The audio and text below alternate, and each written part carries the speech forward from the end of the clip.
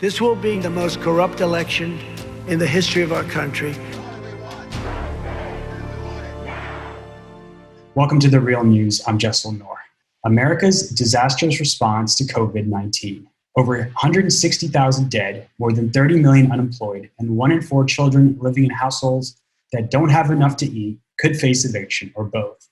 All while Trump is pushing to reopen the economy and schools. This crisis has spurred one Baltimore educator to fight for better learning conditions for her students by running for local office. And she's not running as a Democrat or Republican. She's running on the Green Party ticket. We're joined by Franca Muller-Paz, a 10-year veteran teacher, a building rep for the Baltimore Teachers Union, and a candidate for City Council in Baltimore's 12th District. Thank you so much for joining us. It's good to be here. So talk a little bit about why you're running for City Council and why the Green Party ticket in particular.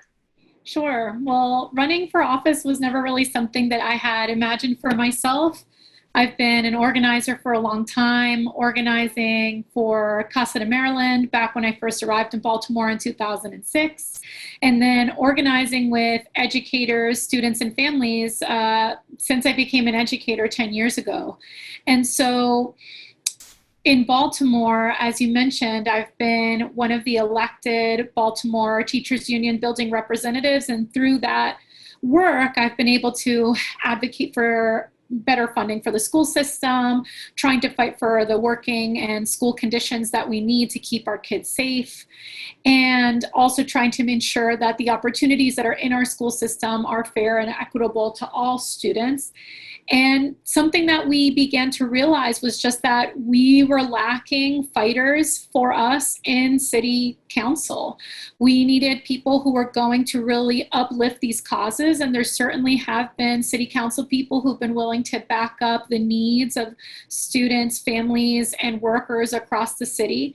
But that was something that I felt was lacking in the council position that I'm vying for. And so when the opportunity came and we saw that the progressive Democratic candidates didn't take away a win this June, it was time to, take another shot and see if we could unseat the incumbent that has not been an advocate for us and try to get a Baltimore Teachers Union organizer and someone who, myself, who have worked to try to uplift the needs of students into the City Council. So I'm really excited to be engaging in this fight and for all the folks that are standing behind our campaign to really fight for working people. So the incumbent won by less than 250 votes, but you are seeking to make history running on a third-party ticket for Baltimore City Council, which would be unprecedented in Baltimore, as far as my research shows. But others like Kendra Brooks in Philadelphia have chartered a similar path to office. How do you plan to build a winning coalition?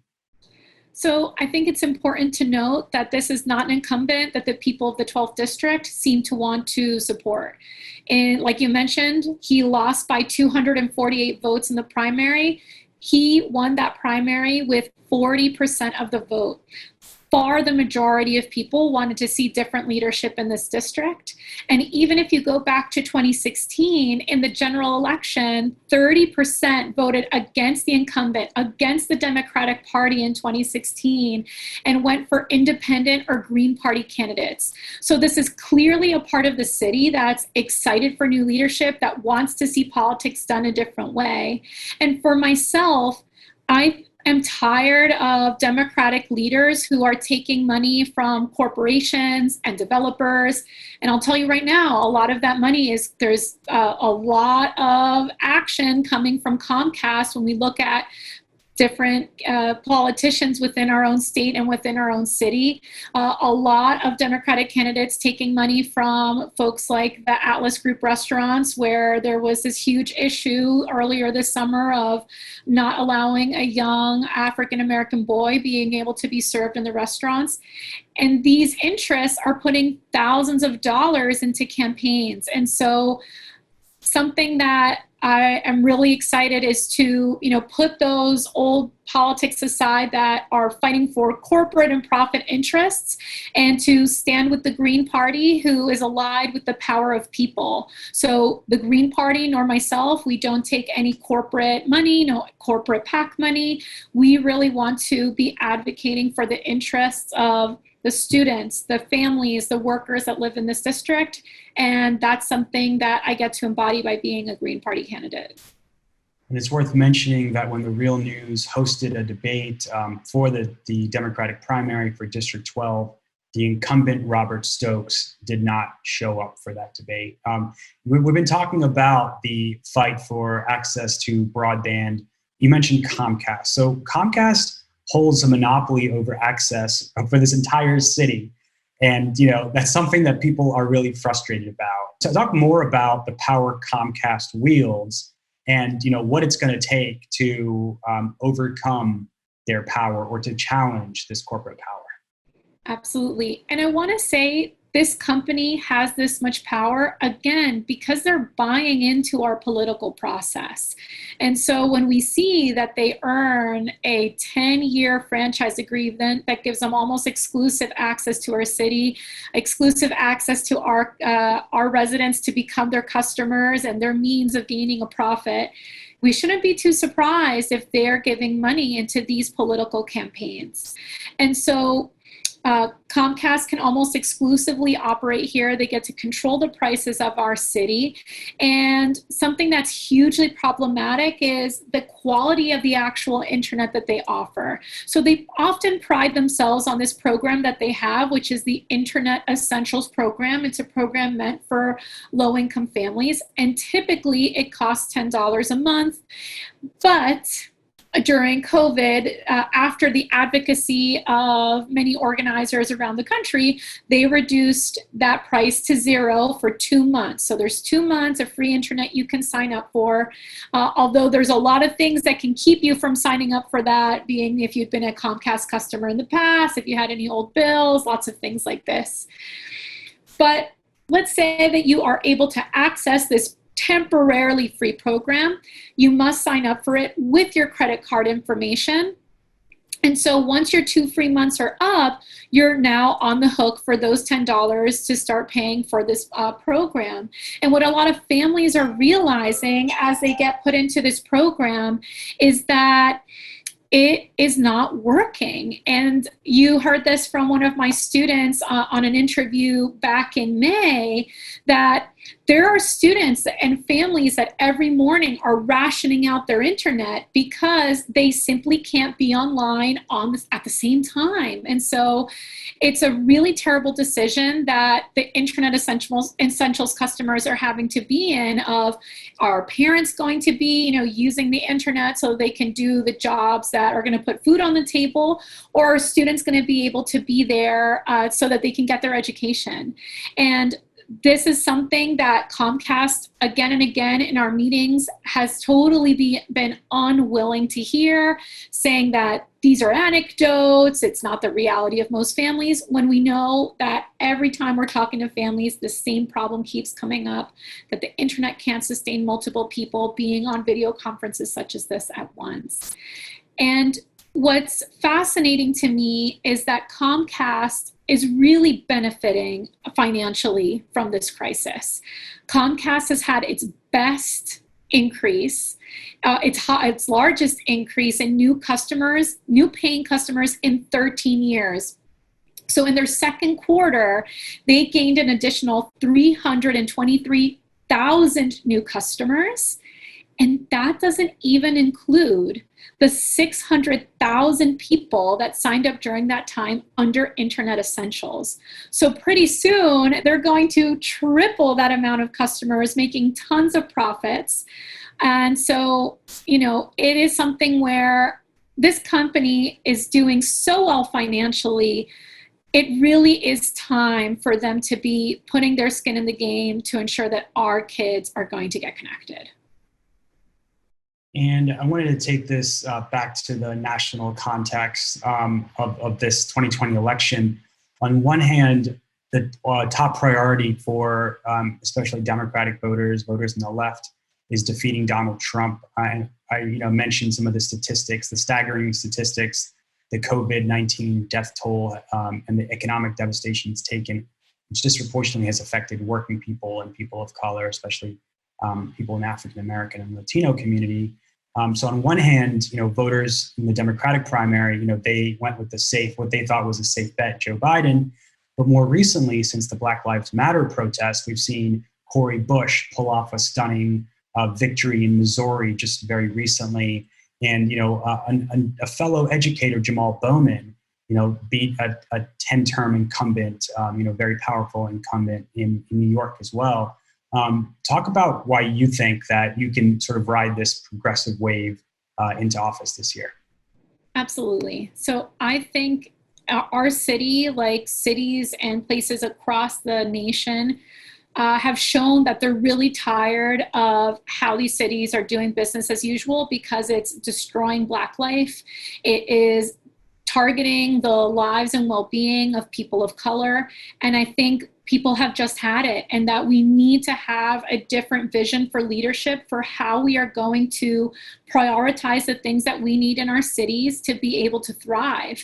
And so in our city, there has been plenty of action and mobilizing and organizing around defunding the police. And this is something that is really important to me. I think, as an educator, I have seen a lot of really painful moments happening within our own student body, not just at the school that I teach, but across the city.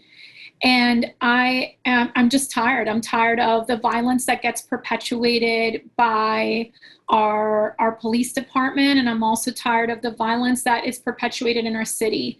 And so what I think we need to reckon with is that our city isn't prioritizing with the solutions that address the root causes of the crime we're intending to fight when we bloat our police budget. And so I think there is a lot of momentum to look at these budgets in our city, in particular our public safety budget, and to bring forward leadership that is going to say, we've been doing the same thing over and over again. These are band-aids for the kind of suffering that's been happening in our city. And what we need to do is directly address what is causing these sort of symptoms of vulnerable people, marginalized people, people that are really being abused by the systems in place today, whether that be folks who are being evicted and foreclosed upon, whether that be issues around access to mental health, around issues dealing with drug and alcohol abuse, and especially making sure that our students have a place that they're proud to go to for school. We have a tremendously underfunded school system that's underfunded to the tune of $342 million every year by the state, but the city is also not putting their part. We look at our budget and we put about 15% of our budget to schools. If you look at the districts around the rest of Maryland, the average is 36% of our budget goes to schools. So I really think there is a deep excitement for trying to imagine what could happen if we really put our money behind the kinds of solutions that take care of our people, as opposed to perpetually punishing them and pushing them through the criminal justice system, which we know has not done Baltimoreans any favors. And before we leave you for this interview, I wanted to ask you, since you are running on the Green Party ticket, talk about your view of the November election. Especially in swing states. Do you think voters, should vote their conscience and vote third party, or not vote if they don't necessarily agree with everything that Joe Biden stands for, or or says even? What is the top priority for you? Is it defeating Donald Trump? Or is it, building a movement, as you've been talking about? Yeah, I think that's a difficult question to answer, and that every American has to vote for what feels right to them. We have an extraordinarily dangerous man in office right now. We've seen how his leadership has led to the deaths of tens of thousands of people when it didn't need to be that way. You know, why does our country have 1/4 of the coronavirus deaths when, you know, there were so many opportunities to try to treat this crisis with the care of people first, which is allowing people and giving people the necessities they needed to stay home and stay safe. And so I think it's a priority to get Trump out of office. I think that people have to, you know, make that calculus for themselves over whether they're going to support Joe Biden despite the complicated history that he brings to the table. And I'll tell you, you know, as an immigrant woman, it's a hard decision to make because he was associated with, you know, an administration where they were called the deporters in chiefs, right? And a lot of people suffered under that administration as well. But I think that Trump is so dangerous and toxic that we have to do everything possible to ensure that he does not have a second term. There are too many things in the balance for that to take place. All right. Well, Franca Muller-Paz, a veteran educator, and you're also running for Baltimore City Council for the 12th District on the Green Party ticket in November. Thank you so much for joining us, and we'll definitely keep checking in on your campaign. Thank you. I appreciate being here. Thank you for joining us on the Real News Network.